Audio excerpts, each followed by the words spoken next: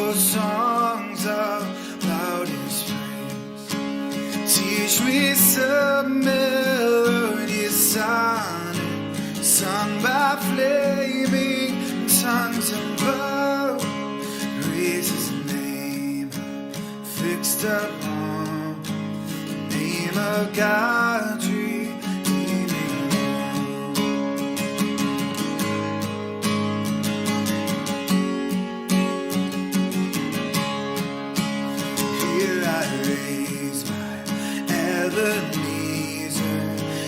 By thy great help I've come, and I hope thy good pleasure safely to arrive at home.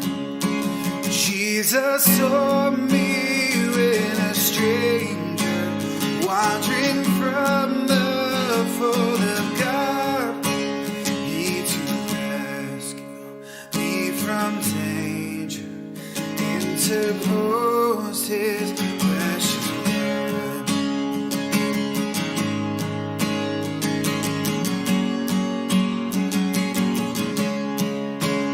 Oh, to grace, how great a debtor daily I'm constrained to be. Let thy goodness, like a feather, bind my wandering heart to thee. Prone to wander, Lord, I feel it. Prone to leave the God I love. Here's my heart, take and seal it for thy courts above. Muli ay isang mapagpalang umaga sa bawat isa sa atin at welcome dito sa early morning devotion na prayer covenant ng St. Paul United Methodist Church. Pero bago tayo magsimula, samahan niyo ako sa isang panalangin. O aming Ama, pinupuri ka po namin sa umagang ito, Lord. Maraming salamat sa muli ay pinagsasama niyo kami ngayon, Lord, ang inyong mga anak, upang pakinggan po ang inyong mga salita. Nawa po, Lord, ay patuloy po namin itong panghawakan, maging kalakasan po namin sa aming buong maghapon, Lord, ganun magawan. Patuloy niyo pong igawad sa amin, Lord, ang inyong papuri, ay inyong biyaya, o aming Ama, at patuloy ka po namin pinupuri, Lord God. Maraming salamat, o aming Ama, Lord, sa patuloy, Lord, na biyaya ng buhay sa bawat isa sa amin, Lord God. Ito po aming panalangin, o aming Ama, sa pangalan ni Jesus. Amen. So, muli ay isang mabiyayang umaga nga, isang magandang umaga, 'di ba? Kahit medyo mainit na ang panahon ngayon kasi March na. So, 'di ba? Marami ring mga sunog sa mga nagdaang mga araw, kaya ingat-ingat tayo, no? So, pero ang pagbabasihan ng ating aralin sa umagang ito ay mula sa mga awit, talata 27, Kabanata 6 hanggang 14. So, babasahin ko siya mula sa Magandang Balita Biblia. So, 6. Matatalo ko ang mga nakapaligid kong kaaway. Sa templo'y isisigaw ng may kagalakan, habang mga handog ko'y iniaalay. Aawitan ko si Yahweh at papupurihan. 7. Pakinggan mo ako, Yahweh, sa aking panawagan. Sagutin mo ako at iyong kahabagan. 8. Nang sabihin mo, Yahweh, lumapit ka sa akin, sagot ko'y nariyan na ako at kita'y sasambahin. 9. Huwag ka sanang magagalit sa akin, ang iyong lingkod, huwag mo sanang palayasin. Tulungan mo ako, Diyos ng aking kaligtasan, huwag mo po akong iwan at huwag pabayaan. 10. Itakwil man ako ng aking ama at ina, si Yahweh ang sa akin ay mag-aaruga. Ituro mo sa akin, Yahweh, ang iyong kagustuhan. Sa ligtas na landas, ako'y iyong samahan, pagkat naglipa na ang aking mga kaaway. Sa mga kaaway, huwag akong ipaubaya, na kung lumulusob ay mga pagbabanta at kasinungalingan ang dalang sandata. 13. Naniniwala akong bago ako mamatay, kabutihan ni Yahweh aking masasaksihan. 14. Kay Yahweh tayo magtiwala, manalig sa Kanya at huwag manghinawa. Kay Yahweh tayo magtiwala. Diba? So, itong section ng David Psalm, no, awit ni David ay nagpapahayag ng kanyang pagtitiwala sa proteksyon ng Diyos at sa kanyang pagnanais na hanapin ang presensya ng Diyos kahit nasa harap ng kahirapan.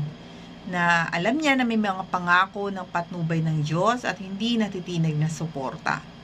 Sa isang salita, ang kabuuan ng ating binasa ay it boils down kumbaga sa isang word or tiwala ang salita or magtiwala. So, tunay nga naman na sa kahit anong pagdadaanan natin or pinagdadaanan natin, basta meron kahit isa, di ba, na mapagkakatiwalaan natin, yung napagsasabihan natin, di ba, nakakagaan ito sa ating pakiramdam.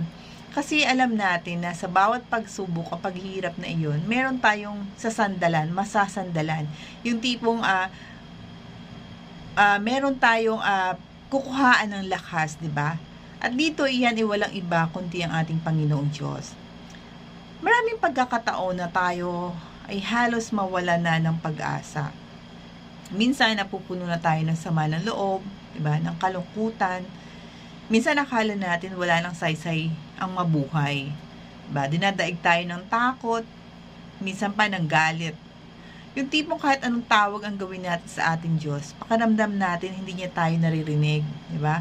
Pakiramdam natin iniwan na tayo ng ating Panginoon. Maraming mga pagsubok sa buhay, di ba? Lalo sa akin, di ba? Sa mga pinagdaanan ko, sa pamilya namin. At ito nga lang, parang 2 weeks ago ay nawalan ako ng isang sekretary sa office. No, nagkaroon siya ng stroke. So, isa siyang pastora sa isang church din sa Bulacan. So, nakakalungkot, di ba? Na parang pakiramdam namin nung unay, parang kahit anong tawag namin sa Panginoon, kahit anong hiling namin ng kagalingan sa Kanya, hindi na ipagkaloob. Pero tunay nga talaga na iba ang pag-ibig ng Diyos. Kasi hindi natin alam kung anong plano niya eh. Pero darating ang tulong mula sa Kanya sa panahong kailangan natin siya. Diba? Yung tipong nagugulumihan na kami para nagtatanong bakit nangyari yon sa secretary ko na diba talagang ang buhay niya, hindi na siya nagkaasawa, hindi siya nagkaroon sa pamilya, kumbaga binuhos niya ang buhay niya sa paglilingkod para manghikayat ng mga kaluluwa na patuloy na maglingkod sa ating Panginoon. Pero yun nga, diba, mas alam natin na mas maganda ang plano ng Panginoon sa Kanya nang higit sa mga nalalaman natin. Kasi diba, ang tulong ng Panginoon talaga, darating yon.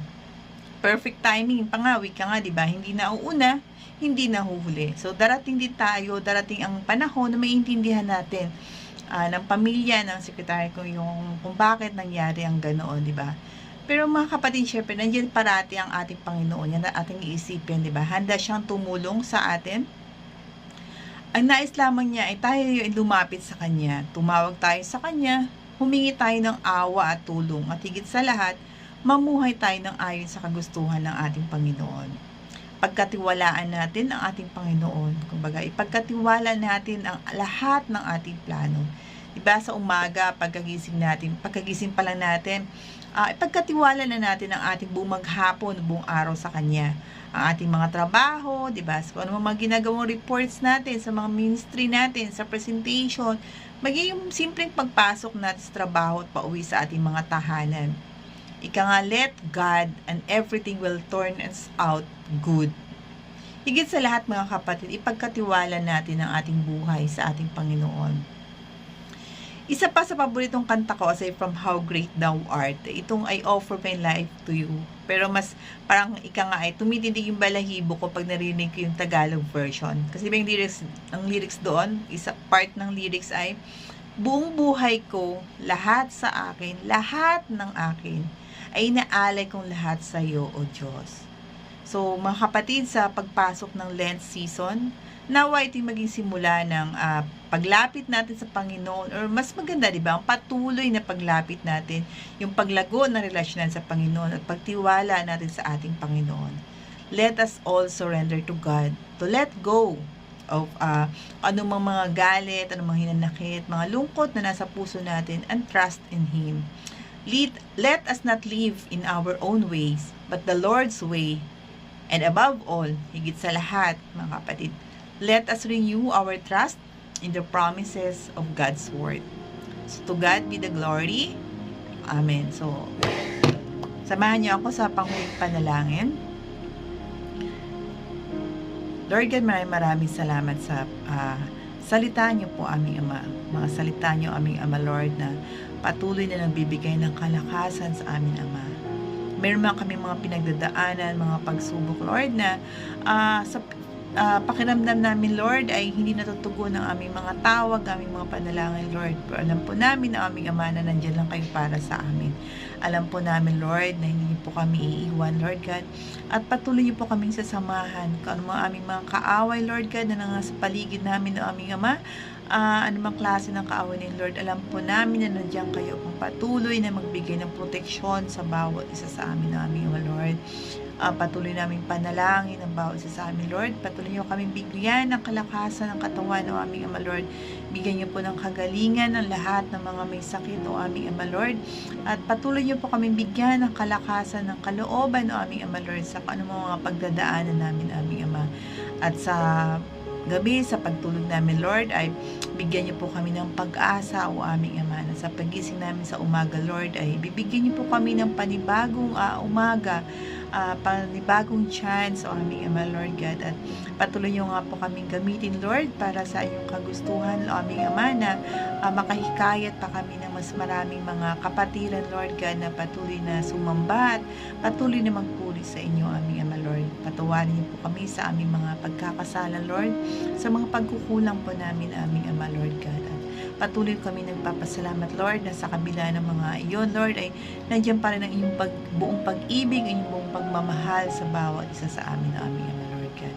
At samahan niyo po kami, Lord, sa buong buhay namin, sa buong araw na ito, sa maghapon, aming Ama, Lord, sa mga trabaho namin, sa aming mga gawain, aming Ama, Lord.